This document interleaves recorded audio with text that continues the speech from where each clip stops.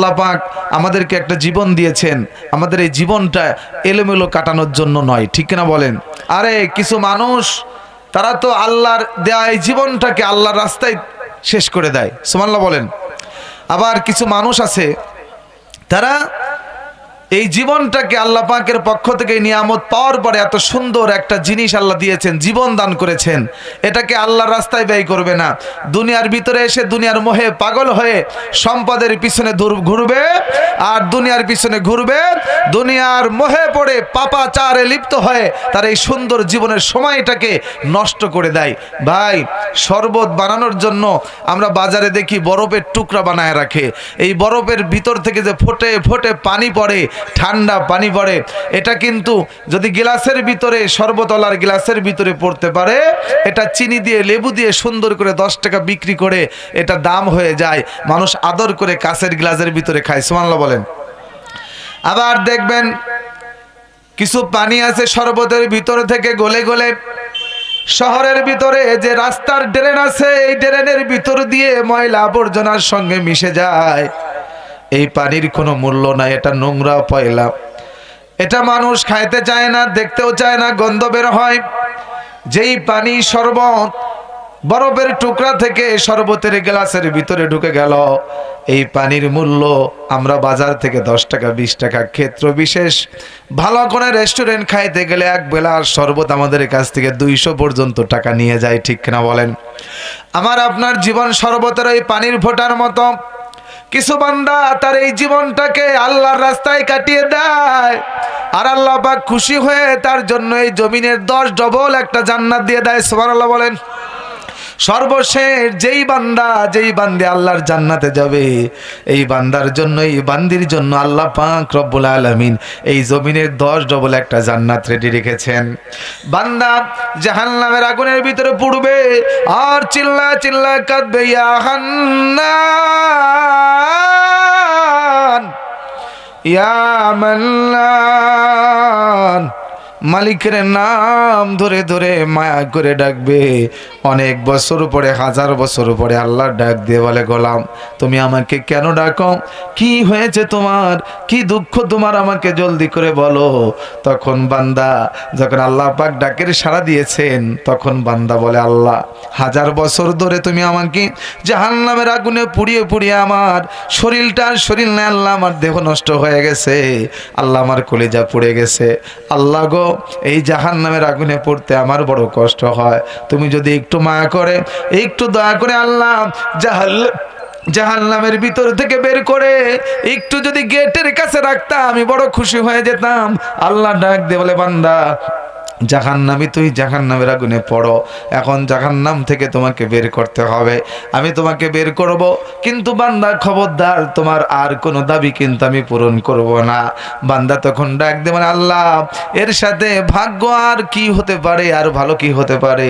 আমাকে জাহান্নামের আগুন থেকে তুমি বের করে বাইরে দাঁড় করাবে, এটাই তো আমার জন্য সৌভাগ্য। জোরে কোন সুবহানাল্লাহ।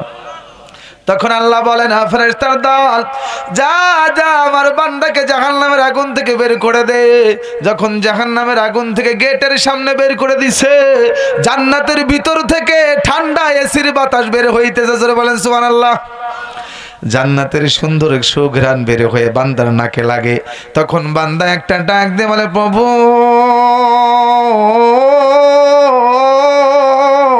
জাহান্নামের আগুন থেকে তুমি আমাকে বের করে জান্নাতের গেটের সামনে দাঁড়া করায় দিছো, আল্লাহ ওই জান্নাত থেকে কত সুন্দর ঘ্রাণ বের হয়, ওই জান্নাত থেকে কি সুন্দর ঠান্ডা বাতাস বের হয়। এতদিন আমি জাহান্নামের আগুনে পড়লাম। আমরা যখন গরমের দিনে রমজান মাসে ফরিদপুর মার্কেট করতে যাই, প্রচণ্ড ভিড়ের ভিতরে আমাদের অনেক বেশি কষ্ট হয়। হঠাৎ করে শীতাতপ নিয়ন্ত্রিত যে সমস্ত মার্কেটে এসি লাগানো আছে, এই এসির দরজার সামনে, গেটের সামনে গেলে দেখবে ঘেমে অস্থির হয়ে গেছে, পানির পিপাসায় গলা শুকিয়ে গেছে। বান্দা যখন এসির ঠান্ডা বাতাস পায়, তখন তার দিলটা ঠান্ডা হয়ে যায়, বড় খুশি হয়ে যায়। তখন তার ওখানে দাঁড়িয়ে থাকতে মন চায়, এসির ভিতরে ঢুকতে মন চায়। আর জাহান্নামে বান্দা পড়তে পড়তে কত কষ্ট হয়, তার গলা শুকায় রয়েছে। এখন যখন জান্নাতের ঘেরান পায়, তখন আরো অস্থির হয়ে বলে, আল্লাহ দয়া করে তুমি একটু অনুমতি দাও, আমি ওই জান্নাতে যাব না, শুধু একটা ঘুরলি দিয়ে চলে আসবো। সুবহানাল্লাহ। আমার আল্লাহ ডাক দিয়ে বলে, কিরে তুই না বললি শুধু জাহান্নাম থেকে বের করলে হবে, এখন আমার জান্নাতে না আল্লাহ আমি তো জান্নাতে বেশি দূরে যাব না, এই গেটের ভিতরে যাব আর আসবো। সুবহানাল্লাহ জোরে খান। তখন আমার আল্লাহ ডাক দে বলে, আমার বান্দা জান্নাতে যেতে চায়, জান্নাতের গেটে ঢুকতে চায়, ফেরেশতারা জান্নাতের গেটটা খুলে তুই আমার বান্দাকে জান্নাতের ভিতরে গেটে ঢুকায় দে। এ বান্দা খবরদার, ভিতরে যাওয়ার পরে কিন্তু আবার ফিরে আসবি। বান্দা একটা দৌড় দিছে, এক দৌড়ে জান্নাতের মাঝখানে চলে গেছে। আল্লাহ ডাক দিয়ে কই, কিরে বাটপার তুই না বললি গেট থেকে আবার ফিরে আসবি, ভিতরে গেলি কেন? কই আল্লাহ জান্নাতে ঢুকছি আর বের হব না, গেট থেকে যদি টান দিয়ে বের করে এই জন্য মাঝখানে চলে আসছে। আল্লাহু আকবার জোরে বলেন। আমার আল্লাহ গেট থেকে বের করতে পারে, মাঝখান থেকে বের করতে পারে না? কিন্তু যে একবার জান্নাতে পা দিয়েছে তারে কি আমার মালিক আর বের করবে? আমার আল্লাহ ডাকতে বলে, গোলাম জীবনে একবার হলেও তোমার ঈমান ছিল, কালেমা পড়েছো লা ইলাহা ইল্লাল্লাহু মুহাম্মাদুর রাসূলুল্লাহ, তুমি আমার কালেমা পড়েছো গো, এই জন্য তোমার এই জাররা পরিমাণ ঈমানের কারণে আজকে তোকে আমি জান্নাতে ঢুকায় দিলাম।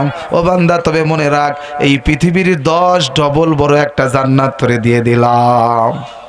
জোরে বলেন সুবহানাল্লাহ। এই জন্য ভাইরা আমার, বিন্দু মাত্র ঈমান থাকলেও বান্দা জান্নাতে যাবে। জোরে বলেন সুবহানাল্লাহ, মারহাবা। এই জন্য আমাদের ঈমান রাখা দরকার, আছে না নাই? এই ঈমান, এই জীবনটা আল্লাহর পক্ষ থেকে আমাদের জন্য হাদিয়া, বড় নিয়ামত। আল্লাহ বলেন, কাইফা তাকফুরুনা বিল্লাহি ওয়া কুনতুম আমওয়াতান ফাহিয়াকুম সুম্মা ইউমিতুকুম সুম্মা ইউহয়িকুম সুম্মা ইলাইহি তুরজাউন।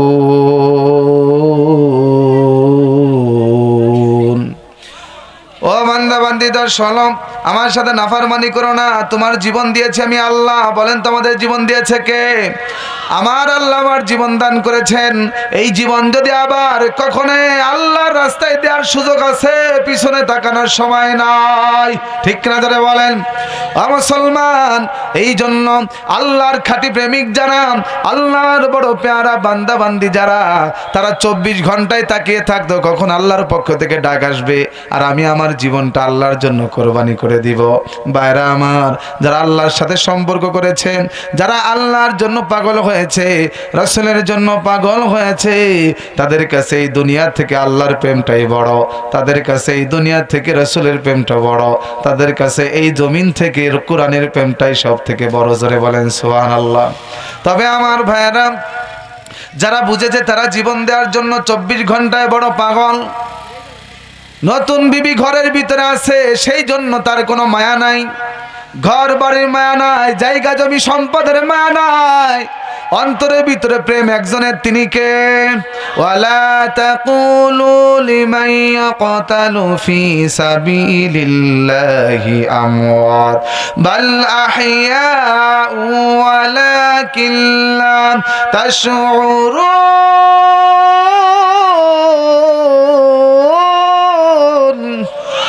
আমার আল্লাহ ডাক দে বলে, আমার জন্য জীবন দিলে পারে তুই শহীদ হবি, আর তোর জন্য কিলা দখুলিল জান্নাত ক্বালা ইয়া লাইতা কওমি ইয়ালামুন। বান্দা তোর জন্য আমি সোজা জান্নাতের ব্যবস্থা করে রেখেছি। জোরে বলেন মারহাবা। এ হাট গোবিন্দপুরের মুসলমান, এই জন্য আমরা যদি ইসলামের জন্য প্রয়োজন হয় জীবন দিয়ে দিতে রাজি আছি না নাই? এই বাংলার জমিনে এখন ইসলামী বিপ্লব বড় প্রয়োজন। আমরা বাংলার জমিনের জন্য রক্ত দিতে জানি, জীবন দিতে জানি। যদি দেশের হক্কানে আলেম ওলামা আমাদেরকে ঐক্যবদ্ধভাবে ডাক দেয়, তাহলে আমরা ইসলামের জন্য, দিন কায়েমের জন্য, ইকামতে দ্বীনের জন্য প্রয়োজন হলে রক্ত দিতে, জীবন দিতে রাজি আছি না নাই? নারায়ে তাকবীর। ভাইরা আমার, একজন সাহাবীর কথা আমার মনে পড়ে গেল। সাদে সালাবি রাদিয়াল্লাহু আনহু, তার নাম বড় কালো সাহাবী। এই সাহাবী রাসূলের দরবারে আপনারা যেরকম শুনতে আসেন, হুজুরের বয়ান শুনতে আপনাদের ভালো লাগে, কিন্তু সাহাবারা 24 ঘন্টা শুধু চেষ্টা করত কখন একটু সময় পায়, কখন একটু সুযোগ পায়, আমার রাসূলের সামনে যায় হুজুরের কথাগুলো শুনবে। আরে সাধারণ একজন মোল্লা, সাধারণ একজন মৌলবীর কথা যদি মানুষ এত পছন্দ করতে পারে, চাতক পাখির মতো রাত 10টা 11টা 12টা পর্যন্ত বসে থাকতে পারে, আমার রসুলকে যদি আমরা পাইতাম জীবনটাই তো রসুলের দরবারে কাটায় দিতাম, ঠিক কিনা বলেন? নবীর দরবারে আসতে চাই, নবীজির সামনে বসে বসে আমার পয়গম্বরের কথাগুলো শুনতিছে। এমন সময় আমার রসুল ডাক দে বলে, সাদ তুমি কেমন আছো বাবা? তোমাকে আমি বড় ভালোবাসি। ওই সাদ ডাক দে বলে, হুজুর আপনি আমাকে ভালোবাসেন? বলে তোমাকে অনেক ভালোবাসি। আমার আল্লাহকে আমাকে ভালোবাসে? বলে আমিও তোমাকে ভালোবাসি। আমার রব আমার আল্লাহও তোমাকে ভালোবাসে। সুবহানাল্লাহ বলবেন না? আরো যারা বলেন মারহাবা।